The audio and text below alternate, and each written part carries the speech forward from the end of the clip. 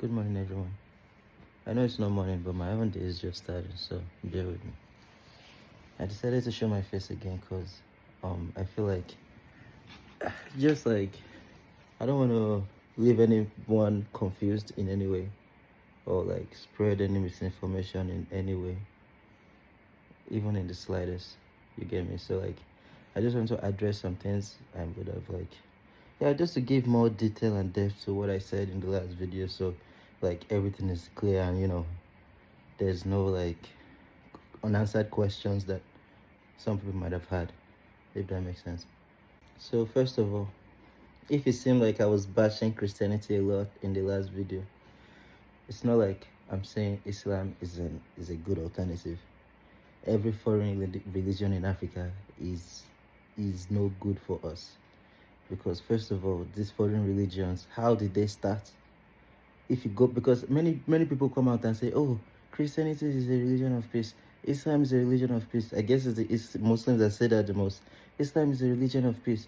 But me, I've gone to some, during my university days. I didn't explore, but I attended some meetings, to learn when they had conferences and open lectures for students.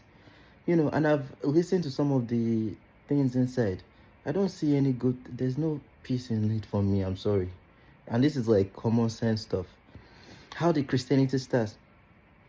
The first ship that was used to start slave trade in Africa by the British, it was Jesus something something, the name of the ship. So that was how we started. It was either accept this religion or you die.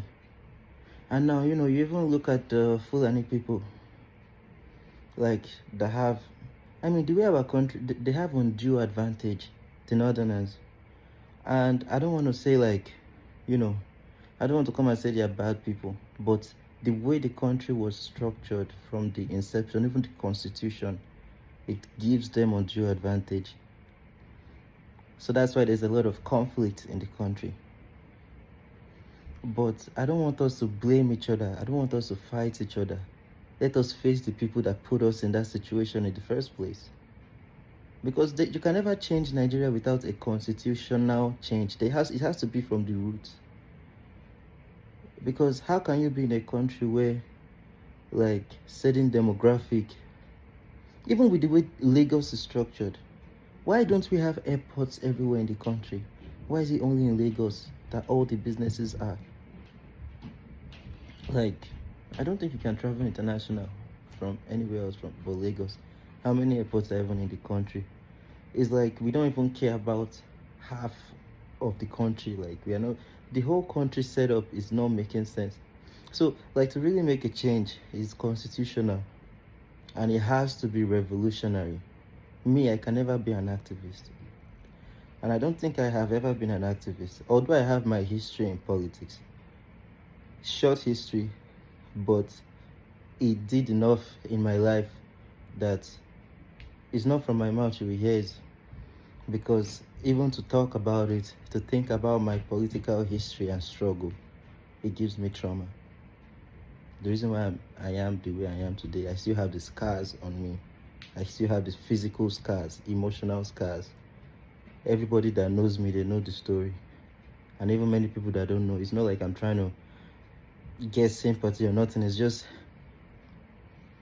it has to be a revolutionary journey. You cannot be an activist, because activists, they are trying to, you cannot be like an integrationist. You cannot try and change the system. You cannot go inside the system and try to change it from within. No. Change never comes from within. Because you can't, what are you from within? They already have all the power. Fela says it's like a cockroach inside the stomach of a chicken trying to change the chicken from inside. You're already being digested. You want to say, oh, young people should go and join the political parties. You should join the APC, the PDP. You should join the Liberal Party, the Democratic Party, or whatever is this that is in your country. All those major elite parties that you can go there and make a change from within. You can never. Check the history. Anybody that made a change was from without. Barack Obama is not a hero of black people. He's not a hero of Africans. No. He's a puppet. That's why they allowed him to do what he did, to run 2 times, to have 2 presidencies, yet he committed the most genocide. One of the most genocides of all American presidents. He deported more people, even more than Donald Trump. You see? Those are the kinds of people that they allow. Those are not, again, not all skin folk is kin folk.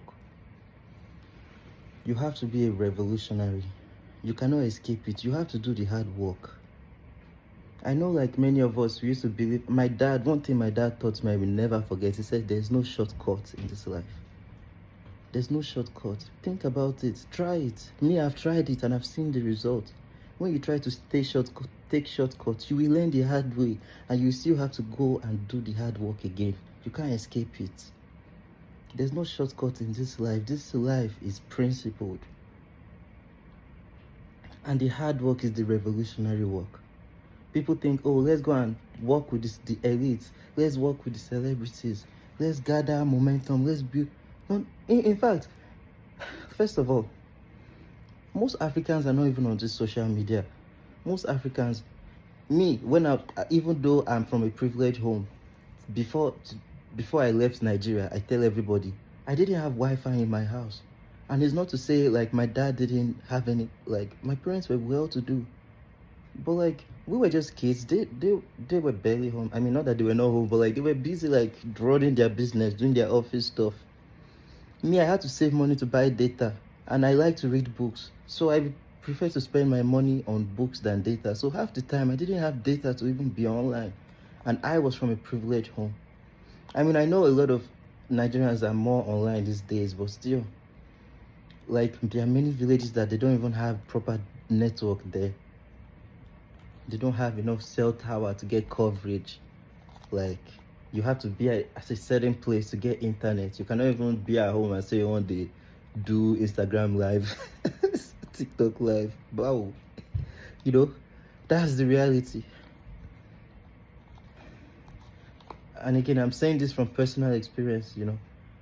My life is not perfect at all. So the revolutionary journey is, first of all, how can we really change the system?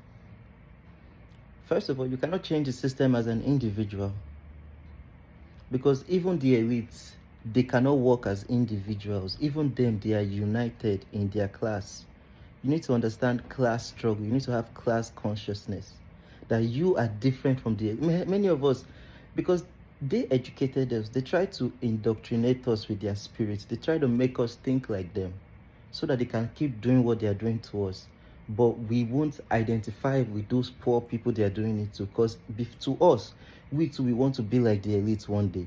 We too, we want to be like Bill Gates one day. We too, we want to be like Elon Musk. We want to be like Dangote. We want to be like Otedola. And our artists are promoting this. Our artists are singing it in their songs, praising these people. But I was saying in my last video that Nazism is back. You saw Elon Musk, what that guy did. Elon Musk, oh. Where did Elon Musk get his wealth from? White man in South Africa, our country. He got that wealth from our people. And now he's promoting Nazism. And everybody is still using the X or Twitter. The X didn't not even make sense. X. Everybody hates their X. Me, so if I hate my X, the guy named me platform X. Twitter was such a beautiful platform. Me, I never used to be on Twitter. I never used it until, like, I'm never there. I'm not using it for anything. But, like, people that used to use Twitter, they say many people even used to get dates from Twitter. They used to start relationships, get married, have kids, that type of shit. It was such a wholesome platform until this Ebola Oru came to take over it.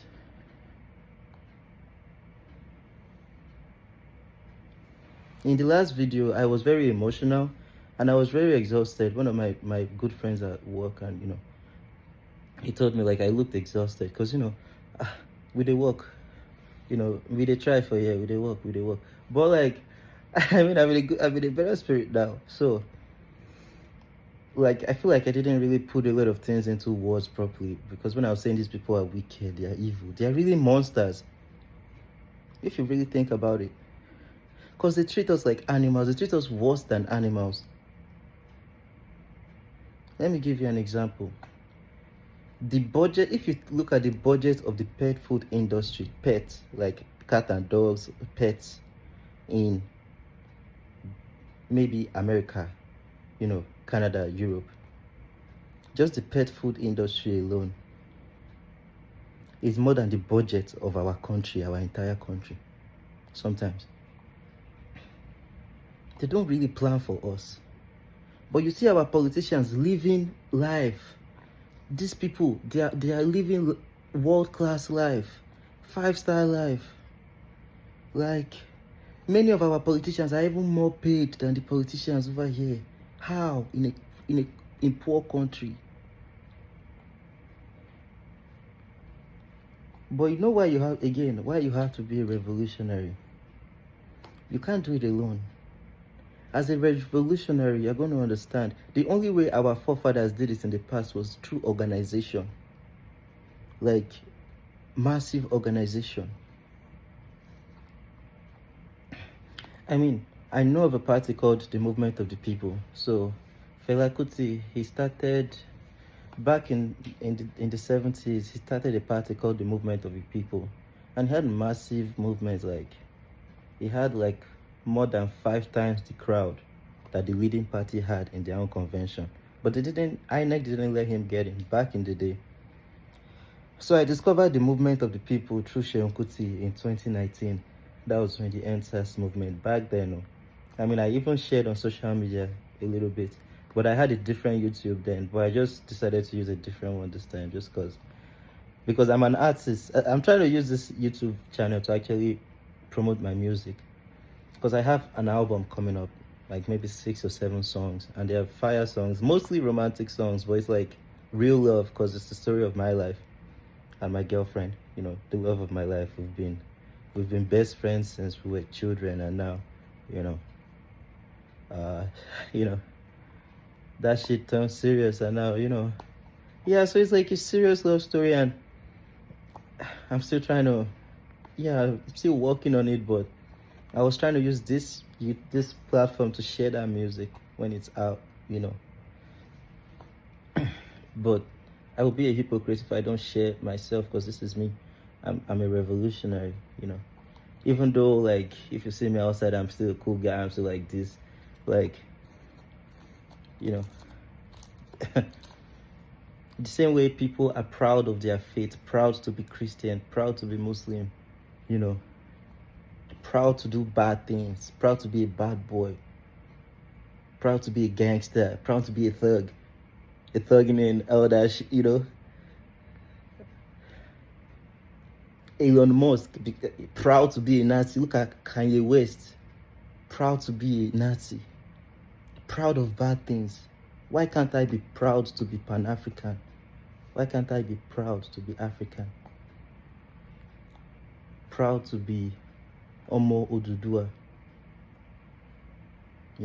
Because this is beautiful. These are the best qualities to be proud of. The reason why I stayed away from social media was because after my political struggle, it really shook me to my core. And Burna Boy said something. I mean, and I don't have any respect for Burna Boy, but he was right about this. I guess it was his grandfather that told him that if you want to fight for African people, you have to use one hand to fight for them, and another hand to defend yourself from them fighting you. Because many times we will crucify our own messiahs. We will allow the people that are fighting for us, that are doing the best for us, we will allow them die, allow them suffer. Look at Showore today. Look at, what has the Nigerian government not done to Showore? If you guys really respect Fela, at least your fathers, they allowed the government to kill Fela. You are watching what they're doing to Showore today. I'm still surprised that man is still alive. That man is older than my dad, probably. Funny enough, we are even from the same hometown, Ondo.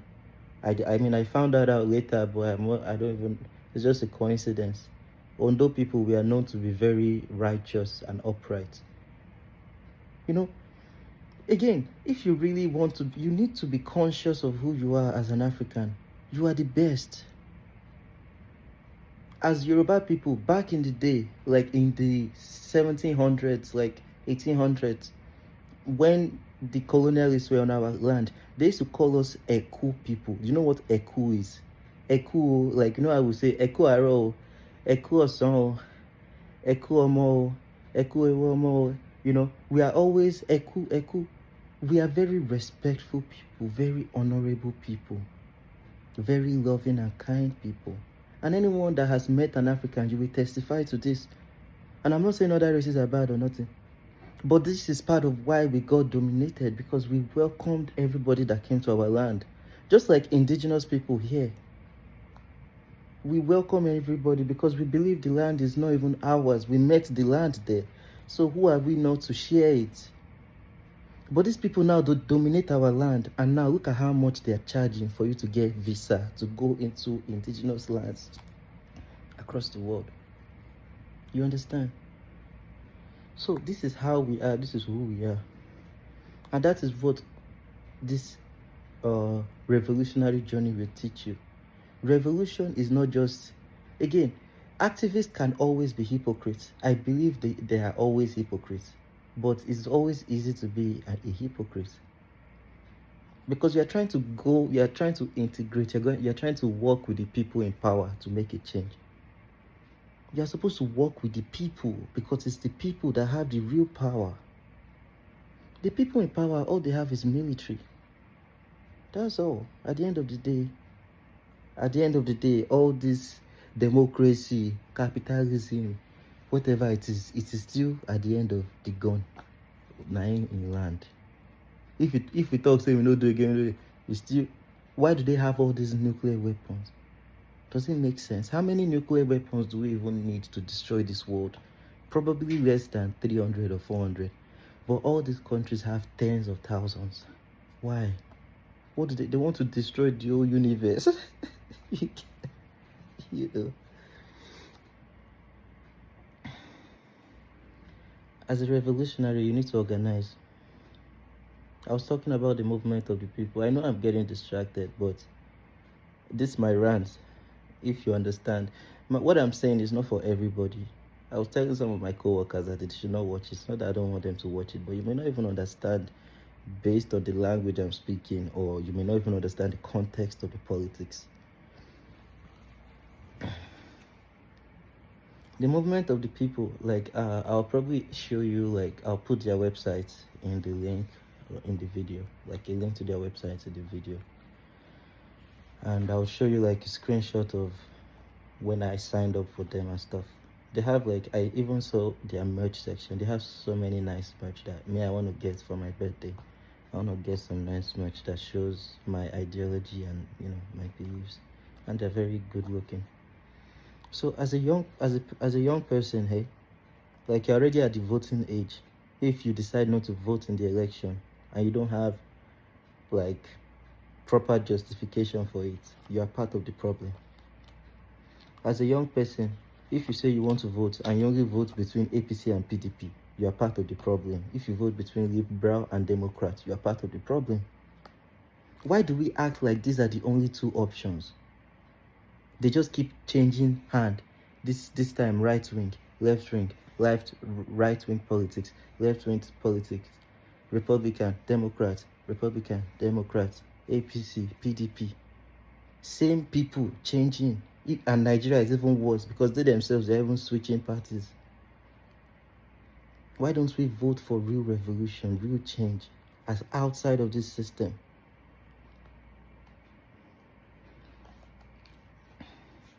That's the journey you gotta be on.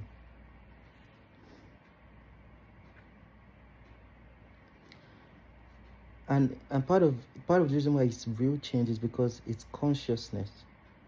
It's not just you trying to change outside, it's also you looking inside. As a revolutionary, you yourself, you can't be an oppressor. Because again, part of the problem is that they themselves, because they taught us in our education, they taught us in their religion, taught us in the media, taught us that a woman's place is in the kitchen. That's not African. That is not an African saying, but Europeans taught us that because that is their culture. They taught us, they were the ones that made us to be oppressors by our, even though that's not our nature. So you have to be intentional to remove that oppressive spirit from yourself. As a revolutionary, you cannot live a contradictory life. You cannot be doing good and pretending to be a good person outside, and then you're being a dick to the people around you. You're being an asshole. You're being rude. You're being like disrespectful. No humility. You take advantage of people. You're greedy. Some of the men, oppressing women, raping women. Whatever it is, like you can't. Because that is a contradiction. Michael Jackson said, the man in the mirror, right? You have to be the change you want to see in the world. Because that's the only way it makes sense, right? That's why it's a real work. It's real. It's like spiritual. That's why Isheshe in our culture. It is everything. Everything in your life will show who you are. People don't even need to know you for so long to know that there's something about this person. This person is a revolutionary. This person is progress. That's the real progressive mentality. And I'm not even trying to say progressive like we're trying to go somewhere. We have been perfect. Not like perfect, but we have... what is culture if it's not going to evolve? Whatever you think about your culture that is a problem, trust me, even back in the day, African people, we've been ahead. Our women have always had power in our society. We've had female queens. In fact, in the kingdoms, it's the lineage of the king always comes from his daughter. You know why? Because your son can have a child with another woman. Back in that time, there's no DNA. So how will you know if that child is really has? Even though you trust the girl and all that, what if? It's not like we said our girls were, untrustworthy, but it's just common. That's how, that's how much we valued our women. Our women always held the economy. Because women were always, they owned the marketplace. Yalaji. Because the men did the hard work, the industrial work, the metal work. Not that they couldn't. There was freedom. You could be anything you wanted to be. Let me now tell you something else about African women. How powerful African women was. Part of the beginning of colonial struggle in Nigeria, particularly. Many of us may not even know about Pa Imodu. He was one of the leaders of the, I think he was one of the people that started the Nigerian Labour Congress. I'll make sure I do my research before I post this. But I'm sure that's who he is. So I think the revolution started with the miners. They said they will stop working. They were trying to advocate for cost of living allowance. COLA, cost of living allowance. That's what they called it back then. Because they were working them to death in the mines. They were working our people to death in the mines. Sorry. So they said they won't do that anymore. They can't do that anymore. Sorry, I just had breakfast. My bad. We all the belch now. I'm a human being. But they could not do that shit anymore. They said, we are not going to work in those mines. So they said they should start paying them something at least. Because the money they're paying them is not even worth what they're doing. So that was part of how the revolution started. But another very powerful one was by the market woman of Egba. And this was led by Funmilayo Ransom Kuti, Fela's mother. You know about Fela Anikulapo Kuti, the great musician and revolutionary. That was his mother. She led those market women because the king was taxing them too much, because he was trying to give the colonialists or something. I don't know what was, you know, you need to read that one again to find out, but it was something like that. And Fela's mom and the women, they kicked that king out of power. That's how powerful African women are in our society. But they tell us lies that, oh, Africa is backward, that African men are in this, that. Whereas, so your revolutionary journey is going to change you yourself. As a revolutionary, you have to be responsible in your own life. You cannot be a drunkard. You cannot be irresponsible. You must take care of your own family, your kids, if you're a son, all that stuff. Because again, Yoruba believe Isheshe Niwa. Isheshe is my own religion, my own religious belief. And I haven't been initiated, and that's the word they call it, because you have to go and study that thing. And it's not like Bible. We never wrote down our own tradition. It has to be passed down. You have to go and listen to the person, the priest. He will teach you. You will memorize those things. They don't write it down. So that's why I said the word initiated. Not like I'm trying to down a gang or cult, because they try to make us believe our religion is evil. Our religion is voodoo. It's something dark, but it's not. So Isheshe Niwa. Isheshe is the most naturalistic, holistic spirituality. And the reason why, as a revolutionary, it's going to change your consciousness and why we seem so different. And I'm not trying to say as a Christian that if that's really your conviction as an African, who am I to stop you? If you say Islam, that's where you want to die. People will kill your grandpapa, kill your ancestors. Now that year you won't die. Who am I to stop you? But I will just let you know the truth. So we not say you don't know. Because some of us act like we don't know these things, even though we know. We lie to ourselves. And even in this religion, we are hypocrites. Because I was a Christian for maybe the first 20 years or 21 years of my life. I guess 20 years to be more accurate. And I know that 99% of Christians are hypocrites. We know all the nonsense that is happening there. The Catholic Church, when they came to Africa, they were raping boys. We know these things. Little boys, pedophilia, full all of their hierarchy. That's just talking about Catholic alone. I won't stop you if that's what you want to be. But again, I will tell you the truth. Even Malcolm X, he said it, that if you want to be a revolution, Malcolm X was a Muslim for a moment or something like that. He said, if you want to be a revolutionary, you're going to have to put these colonial religions aside, because it's not going to work. Look at the history if you really want to be real. And I'm not trying to force anyone to accept. I'm just saying what it is.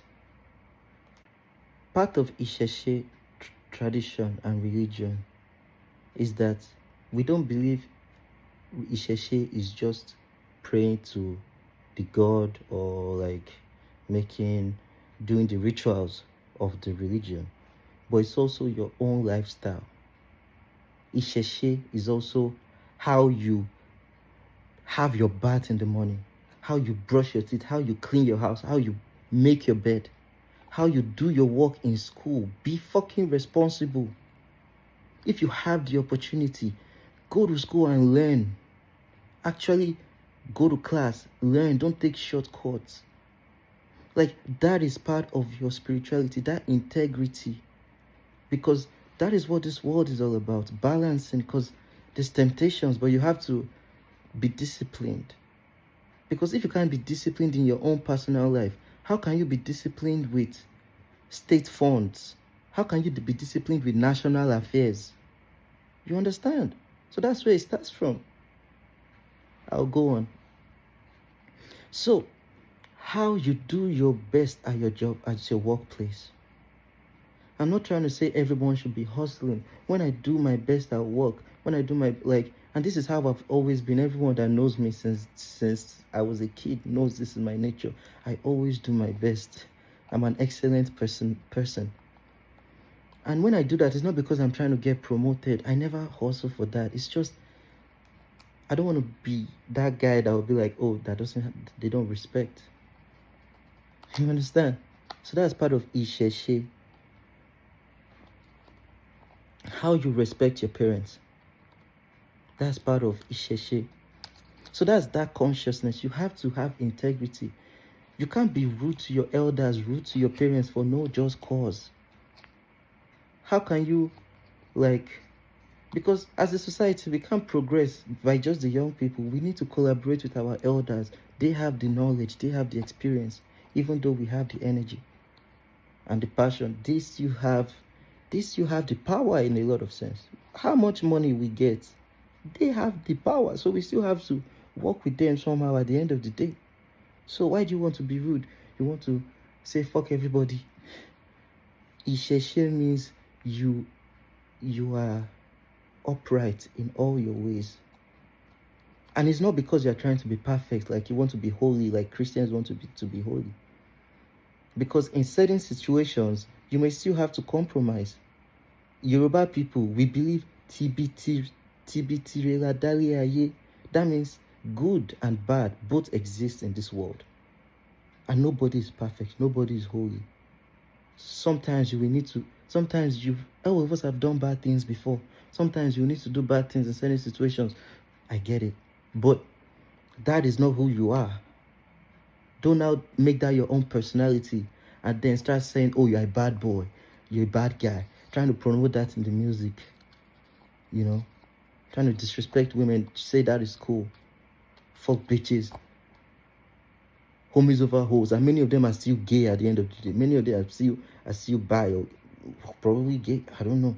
Many of these rappers. You know, just promoting toxic lifestyle. I'm just trying to say, like, nobody is perfect. We don't believe that. But you are not trying to encourage bad. You're trying to make sure that in your own, and that's where the test of character is. Because many people think that doing bad things is you're tough, you're a bad guy, you are strong. But really, you are weak. Because the true test of wickedness is not strength. Wickedness is weakness. The true test of strength is when you can show compassion, show discipline. That is it. That is part of what this revolutionary journey will show you. And again, many of our revolutionary heroes, they were not perfect people. Martin Luther King, let me tell you, Martin Luther King, this guy was scandalous as hell. He had a lot of side chicks. Like, he was fucking a lot of people, and he was a married man of God. Just so you know. Many of them smoke, many of them drink. Nobody is perfect. You will still have your own indulgence. Me, I love ice cream. Like, if you want to kill me, put something in ice cream for me, because I can never resist ice cream. You get? Everybody still has their own indulgence, you know. Yes, yeah. But it's about balance. And again, the older you grow, like, that's when you are at the face of the battle, you'll be able to make the tough decisions. Because you have to exercise discipline. Many people think freedom is doing whatever you like. Drink anyhow, smoke anyhow, fuck anybody, do anything, drive your car, speed. Honestly, many people have a lot of accidents as young people, because when you get your first car, you want to speed on that car. Freedom. That's not freedom. Real freedom is doing the hard things, making the hard decisions. Because how do you know you are free if you can't stop that thing you are doing? If you think, oh, drinking, fucking, that's your freedom. Can you stop drinking? Can you make that freedom? Can you be free enough to say, I don't want to drink? That's how you know, right? Can you save? Can you save money? Me save, I have this problem. Like, my mama, they yab me every time. And I know. But I get dreams where they pursue. So that's freedom, right? And that's where your character gets built in the revolutionary journey, because it's consciousness, it's reflection. And even though in the last video I was very emotional, right? Because we have to have emotions. We are human beings. We need to feel sad. We need to feel these things and express it. But emotions will not bring us change. Many times when we go and protest, do riots and all these things, I'm not saying don't express yourself, but that's not where it happens. Because again, politics is complicated as fuck. You have to be strategic. Sometimes you're gonna make massive statements and make bold statements and do wild things, but that's not what you will do most of the time, especially when you're trying to get power from people with power. If you want to fight them, they already have they already have advantage. You don't even have the weapon. You will still go and beg them to give you a weapon to fight each other. So you can't be, even though we can be emotional, the real change is when we get those emotions, we channel it into something, into political activation, political, movements, conscientization. Because it's in the organization, that's where the change happens. We need to organize to take power from them. We are not complaining to them. These people clearly don't care about us, so we need to take power from them. But many of us are not ready for that. Some of us don't even believe we can take power from them. And that's why I'm trying to say what I'm trying to say. So you know that you can, because you are the power. This is your land. This is your heritage.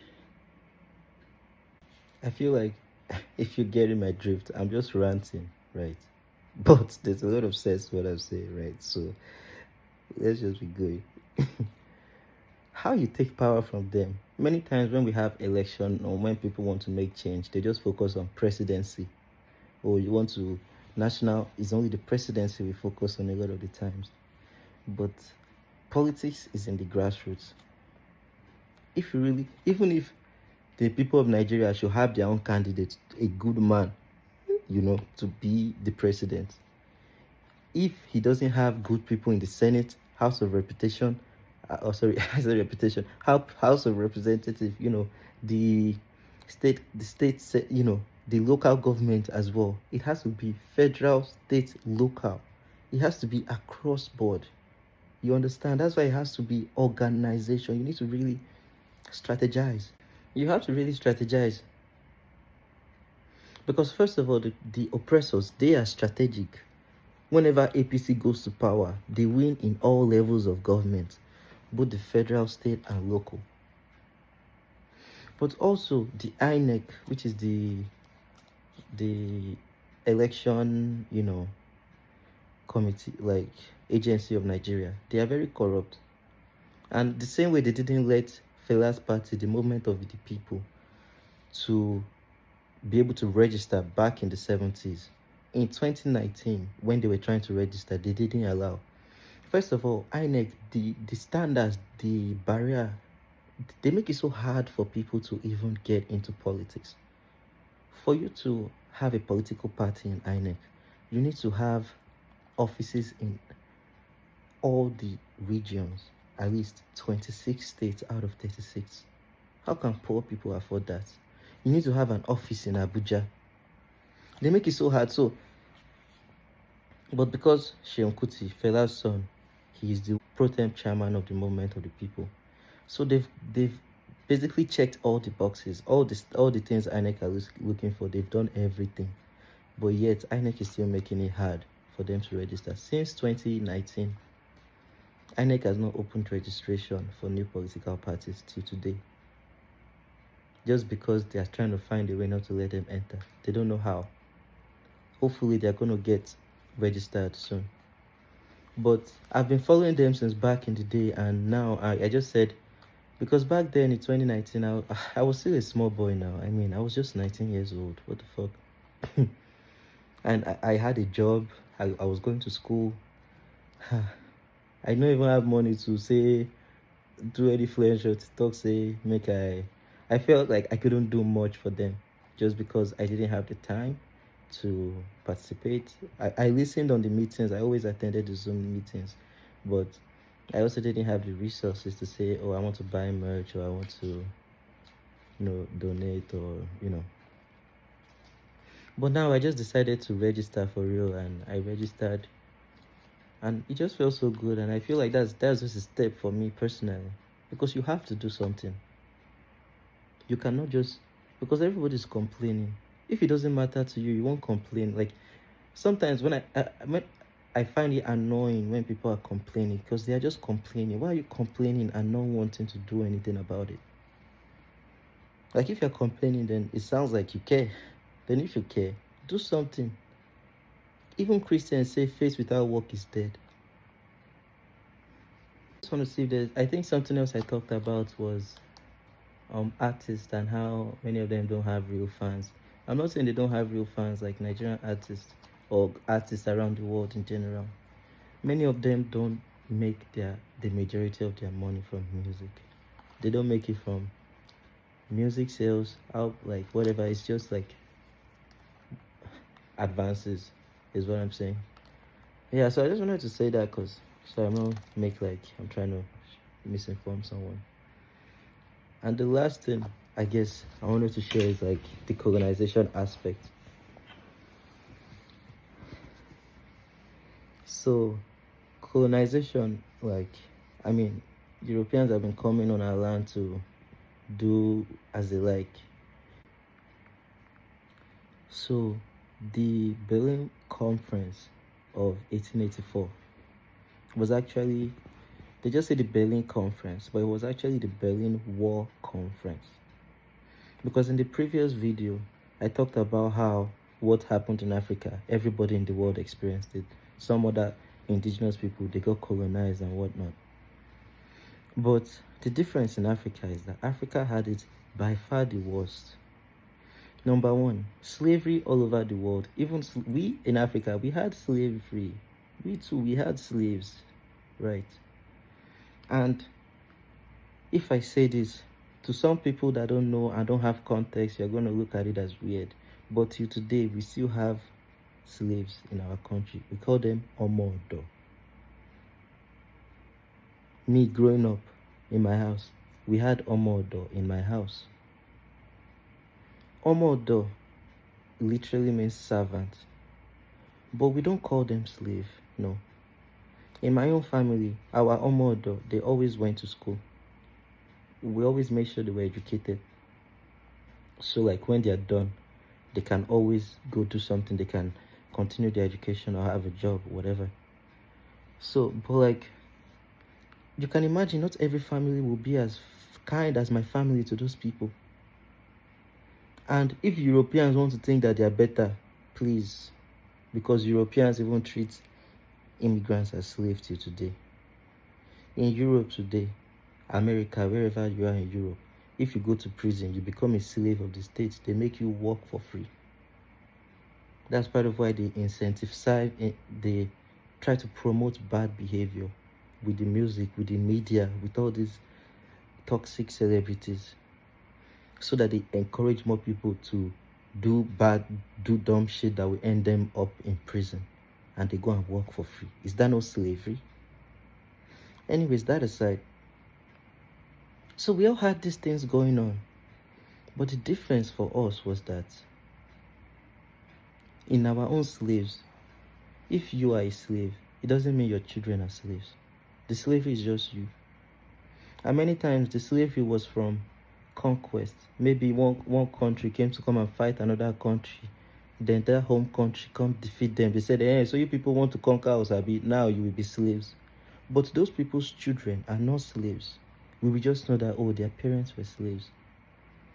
But for African people, they made the color of your skin mean say you be slave. You understand? They criminalized our identity. That's why even your children are slaves. Even your unborn children are slaves. You understand? That kind of wicked idea. That's where ours was the worst. Also, in the 1884 Berlin War Conference, because Europe, they've always been, I don't know why, they just fight each other a lot. They had World War One. How many people will die? Millions and millions. World War Two. How many people will die? Millions and millions. And many people don't know, Nigeria borrowed the British like a couple billions of naira back in that time for some of their wars. They don't even talk about this money today. I swear, if I ever If a serious party, like maybe the movement of the people, gets in power, we go collect that money back. Oh. We go collect them back. Should be them too. When we owe them money, they collect it. We ask for anything they owe, we ask. And this is why you have to be revolutionary. Because this is real change. You have to demand for it. And the only thing that will give you that courage, that boldness, that confidence to talk the way I'm talking is the knowledge of the history of where you're coming from, the knowledge of who you are. Anyways, so this 1884 Wellin War Conference, Europeans have always been fighting each other. But they have still been taken from Africa. So that Berlin, it was not just a conference, it was a war conference. They were in war, they were fighting whatever. There's always conflict amongst them. So they said, let's stop fighting. Let's just divide Africa amongst each other. That's what that conference was about. So, I think the Russians were not there, Chinese were not there, obviously. All the big seven, all of them. The US, Britain, France, Belgium, all of them were there. Some of them, France took, maybe the France took Cote d'Ivoire, Benin, Togo, part of Cameroon. Belgium took Congo. They just divided Africa amongst each other. That's what that conference was about. So again, what happened to us was the worst kind of attack, because it was all the powers of this world. They all sat down, they ganged up, say, let us take these people.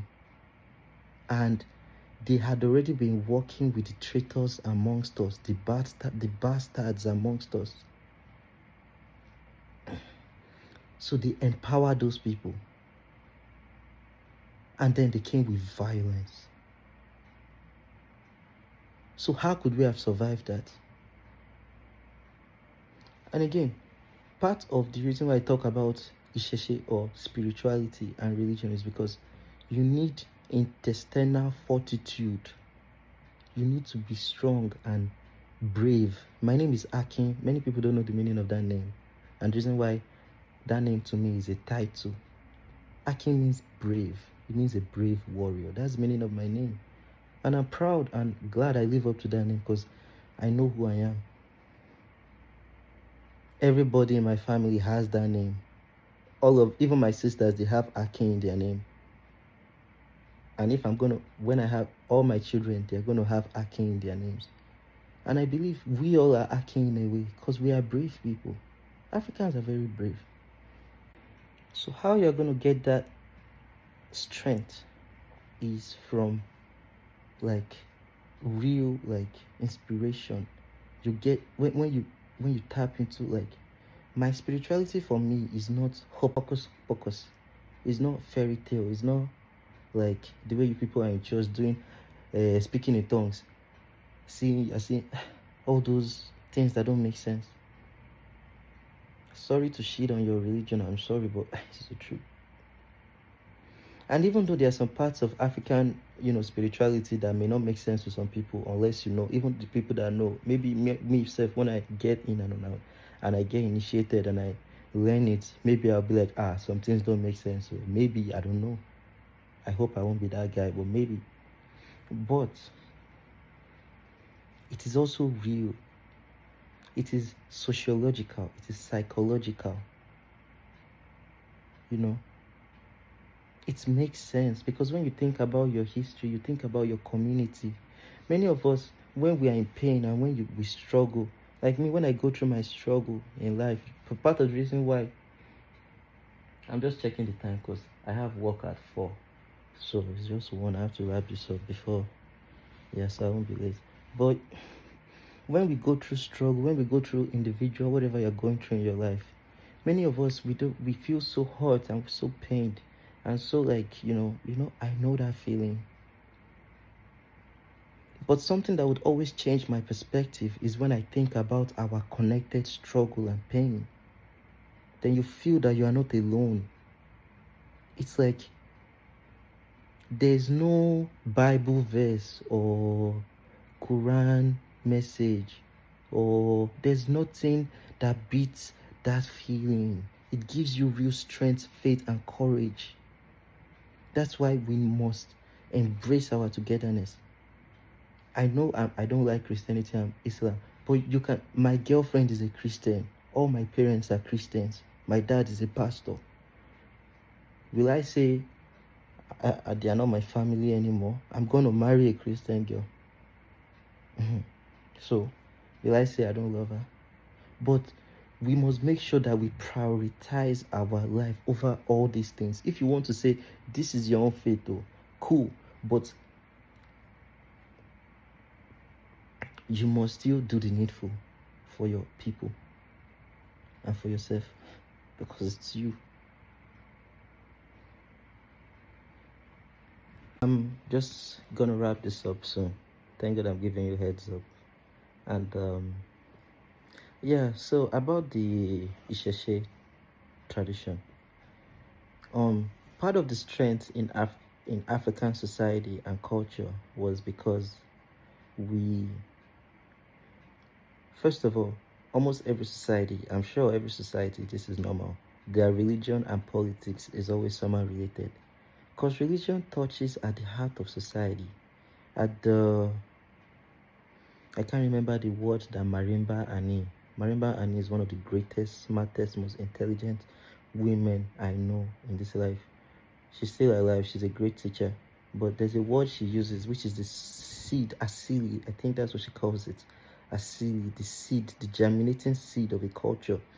So, even though, like, so it's possible that all this religion and stuff may just be, at the end of the day, maybe some kind of story somehow.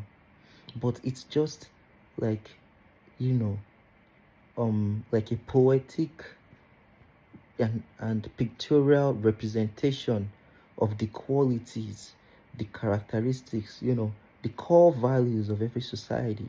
It's always in their religion. You get me? So that's just a proper breakdown, like a psychological, sociological, practical unpacking and explanation of what religion is. And that's why, even though we should not let it divide us, it still has, there's a reason why it's there. You get me? Even though we can do away with these things and maybe one day they'll be a thing of the past, they can never be forgotten. There's a reason. When you read the religious text of every society, it's going to show you the personality of that society. It's going to show you who they are. Yeah. So in African society, our Ifa priests, our religion, first of all, we had hundreds of gods and goddesses. So many gods. So you cannot, that brings another kind of democracy, diversity, and accountability. Because in the European tradition, they had just Christianity for the most part, for instance. I mean, recent history. So whatever the king says and the priest agrees to, everybody has to go with. What are the people that didn't agree? But in our society, if Shango priest says something, or Batala priest, obviously, Orishanla, they cannot discard what his people are saying. The Oshun people also have their own. The Iyami people, so many accountability choke. But part of how the colonialists, or why some of African kings accepted Christianity, was because that would give them right to discard what our priests are saying, what our traditionalists are saying. Because they can say, me, I'm not Emi Okinshe, I am not a traditionalist, or I am a Christian, and the priest is okay. God, the Spirit of God said what I'm doing is fine. That's part of why they started to betray, because it was easier for them, because they didn't have to account to the people. They had that lack of accountability anymore. You see why they are traitors?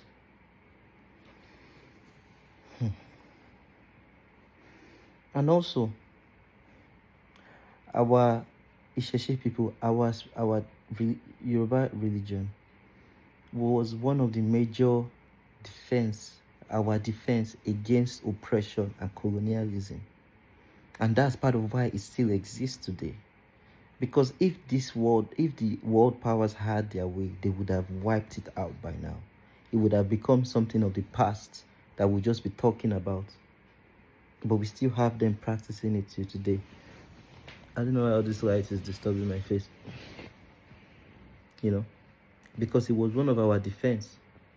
In the pre-colonial era, in the slavery era, one of the first African nations to get it right was Haiti. And they were very, very spiritual. Because look, why wouldn't they want to make you a Christian when their Bible tells you that if they slap you on the left cheek, you should turn the right cheek? But Yoruba tradition doesn't teach you that, because that doesn't make sense. How does that? So do you want to die or what? So these and many other things you shall discover, and you do not have to disagree with me, I swear to God. Part of the things that is necessary in politics is diversity. We cannot just have one way. Yoruba people will say Onokon Waja. That means not only one road leads to the market. We must have diverse opinions. We must have diverse parties. It cannot just be between these two ruling elite parties all the time. Maybe the Green Party may get it right sometimes. Maybe, for instance, in Nigeria, Showore's party is the African, what's the name again? I can't remember. Showore's party. But all these parties, they can also help us. We should also try to take our mind off of, because your own opinions, I want to hear what you think. The same way you want to hear what I think. But it's in that rubbing minds together, that's when we now begin to see the clearer picture. Because we also need each other's perspectives. Not one person has the answer. Again, that's why African culture had lots of checks and balances, accountability. Africa culture could never do without their women influencing it. Even in our religion, the women have their own side. There are certain things the women can do that men cannot. Respect each other. We need to question capitalism. Capitalism is not the only way. Capitalism is not the best way. Let us stop lying to ourselves that only capitalism can bring progress. Yuri Gagarin was the first man to enter space. He's not from a capitalist country. I think Cuba has one of the best medicine advanced in this world. They are not a capitalist country. Especially for motherland people, capitalism can never favor us. First off, our introduction to capitalism, we were the commodity. The first time we encountered capitalism, we were the commodity. They were selling us.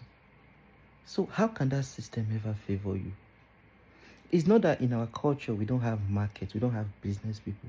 We had multi-billionaires, we had wealthy people that made money from business. Oh, sorry, not billionaires. Because first of all, that concept doesn't make sense.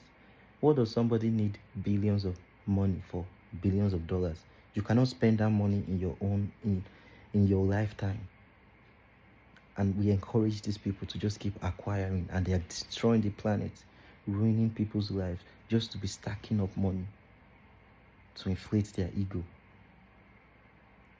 That is what capitalism is about. We need to question these things.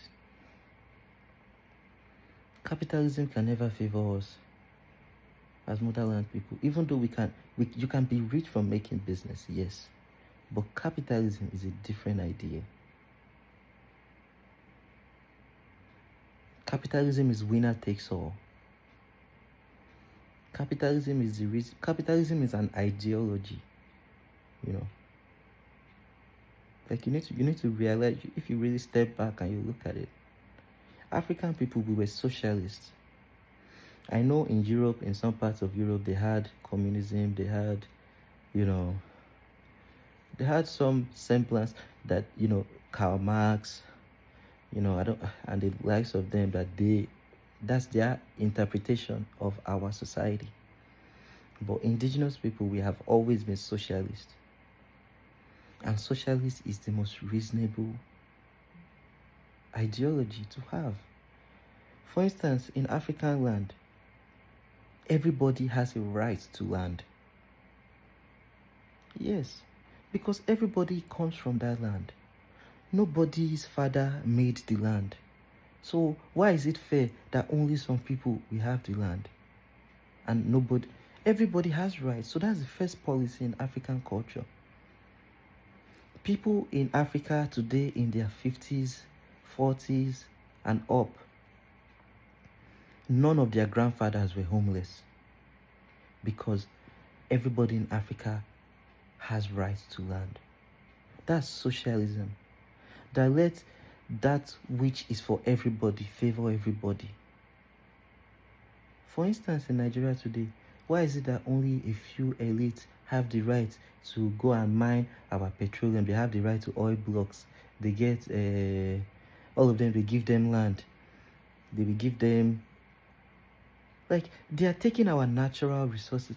Dangote that is making cement, Shina and Papa invent cement. Say that Dangote invents, it's not our natural resources. They are taking what belongs to everybody, trading it, making billions. And his truck is still killing Nigerians every day like chicken. He cannot even pay for that damage. These people are monsters.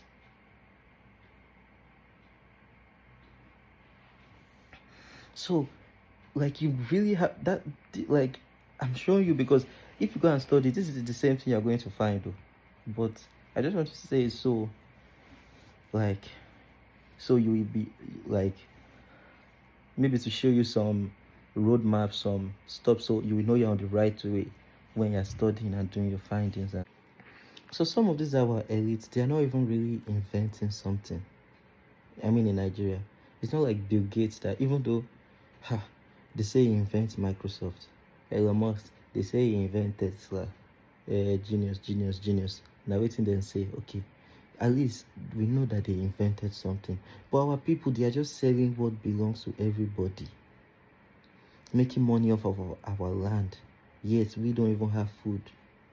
70%, almost 70% of Nigerian arable land is used to make cash crops. That's things like cocoa, rubber, cotton, granules, coffee, tea, things that are not staple foods. But why are they making these things? So they can export it to Europeans. But those lands should be used to make food for us to eat.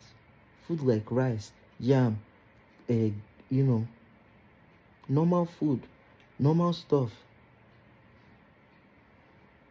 But that is what this capitalism system does, because they put profit over everything. Capitalism. Capital first. But we are socialism. People first. Do you understand? That is how African people must be. Because remember how I told you in the last video that in order for us to defeat this system, that when you want to confront this system, you're going to realize how difficult it is, how powerless you are, because the whole world ganged up against us. You understand? All the powers, all the world powers, they ganged up against us, and they are still doing it till today. How can you change it? Do you think it's by protest? Do you think it's by... We have to unite. We are like a broom. If you know broom, many of us, if you are born in the West, you won't know. But if you have a few sticks of broom, maybe 1, 2, or 5, you can easily break it. But when you have a broom, you can never break it. It's impossible. My mom gave me a better explanation of this. She said Africans, we are like snakes. If you see one snake just a single snake somewhere in your house or on the street, even though people are scared of snakes, at least somebody will gather the courage to kill that snake. Me, I have killed snakes before. And I'm not trying to say I'm a bad guy, but I was scared. Like, the snake was literally close to my sister. I had to do something. So, people can have the mind to kill that one snake. But imagine if you should see 5 snakes together. Who will have the mind to try and kill those snakes? Now, imagine if Africans, 1,000, 1 million snakes together, they will be scared of us. Because our power is our unity. And like I was telling you, in the slavery era, Haiti was one of the first African nations to get their freedom. As soon as Haiti got it, the Jamaicans started to win. The Americans started to win.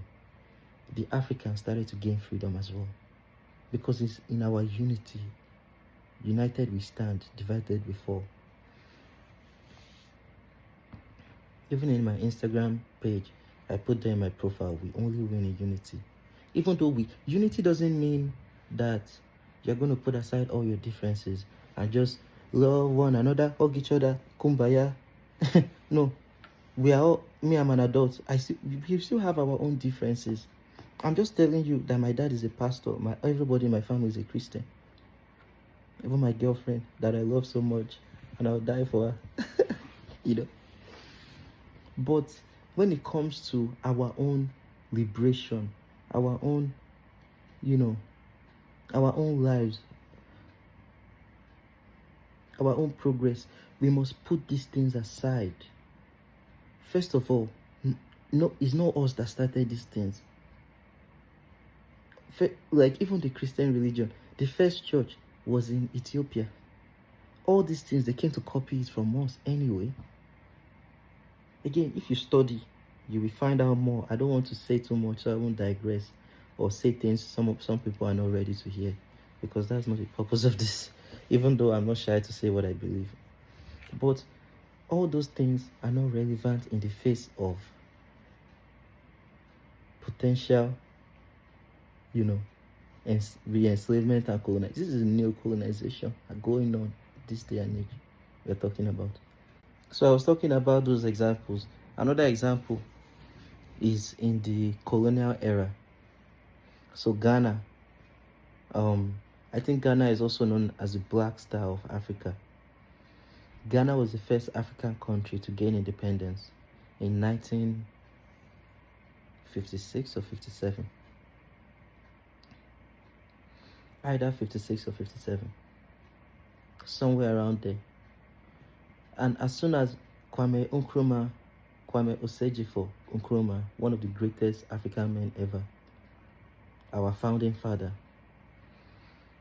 he was the one that led Ghana to that independence. And as soon as Ghana gained independence, Nigeria followed. 1960, Nigeria also gained independence, led by Funmilayo Ransome Kuti. Many people don't know, Fela's mom was part of the people that signed the declaration that took the paper to the British to sign our Declaration of Independence. It was the Nigerian socialist movement. It was that socialism that led to our freedom. But I'm trying to show you that we got that freedom in unity, because all these leaders, they were all friends. Nkrumah was friends with Funmilayo, Fela, all of them. Like friends, but they were all united in their struggle. They were all sending letters back and forth. They were all connected in their struggle, in unity. And then other African countries started gaining their independence. And they were also connected with people in the diaspora, people outside the continent. Martin Luther King, Malcolm X. Fela was also connected with them. All those revolutionaries were connected, both Africa, the blacks, the African Americans as they call themselves, the Africans, they were all connected. So again, I'm leading to the end though. Socialism is the only way forward for us. And like our unitedness is the only thing that will help us win. And the more you go and you struggle, the more you revolutionize yourself, the more you educate yourself and connect with your realness as an African, the more everything will just make sense. The more everything will just fall in place naturally. And what I'm saying, like I said, many Nigerians, many Africans don't even have access to this social media. But it is those of us that have the privilege, because we are just fortunate that we have the privilege to have a little bit of comfort. We are the ones that must make that sacrifice to educate our people. Because how else are we going to change? Nobody's going to do that work for us. The people that you say, oh, they are backwards, they are illiterates, the Africans, I think they are not helping the situation. It's not their fault they are that way. They don't even have internet. They don't have any library in their community except school. How many people can even afford the school? How can they be educated? How can they know what they know? How do you know what we know unless we teach them? And also, many of these people, their daily existence is difficult enough that they won't even have time to say they want to be studying, learning all these things. You understand? Somebody that is just hustling every day just to find money to eat, find money to pay their house rent, survive. How would they have time for all this talk, intellectual talk, where will they talk? Especially when they never chop. You get me?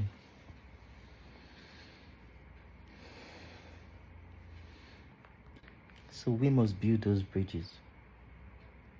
And this action, if we can do this as a generation, like, this is the real definition of success. Success is not about money, whatever it is you're chasing. What is the point of all that if you don't have freedom, you don't have liberty? So that's the end of this video. And like I said, like, don't be expecting this often, because there's a reason why I stopped talking about politics, because it really affected me. And I mean, even participating in politics in general, because and also I was alone. I'm still alone. Who am I? I mean, I'm just a boy at the end of the day. Yeah, but I'm an artist, and I'm working on a project. It's called Summer Till Eternity. And I never planned to say this, but I'm just saying this so you know the purpose of this channel, so you won't think, oh, I'm this person that come and be teaching, lecturing. No, I don't even like teaching, because I've been a teacher before and it's stressful. As I am right now, I'm exhausted. So I won't want to do this again, trust me. So I'm an artist, and my album is Summer Till Eternity. And I'm not going to talk about it again till everything is ready. And that's why I've not even shared it, because I want to make sure the artwork is ready, the posters are ready, all the songs are recorded, mastered, mixed, everything is ready. Even before I put out any single, that everybody is paid. The producer is paid, the graphic designer is paid, everybody I worked with, we have already been settled, and we've designed the contracts on royalties and all of that. Yeah, so I'm also waiting for all that, and I want to make vinyls. I want to make like 100 vinyls, and because the artwork is really beautiful, that's why. And I want people to hold on to this. I want it to be memorable, and it's my first musical journey. All these songs, they are probably my first songs. Like, I just got new into writing music, so yeah. And I think that's how all my projects will be going forward. I'm even working on a website, and so there's just a lot of things that has to go down before you will hear anything about the music. So I'm hoping maybe early next year it should be ready, by God's grace. I say by God's grace, but I'm not Christian. I'm just like, inshallah. But I'm just saying, say, like, ancestors permit, because all these things are not in our hands. you know, being a music listener, you don't really understand the process of making music and art. I've been an artist all my life. I've been making art, drawing, painting. I used to make portraits, both with pencil and paintings. Um, I really loved using oil color, and I can still do it to today. If I had a week vacation, I will really draw because I love it. But yeah, so I know I've been on that, but like being a musical artist, it's not easy. So like, yeah, so I'm just really going through that stuff.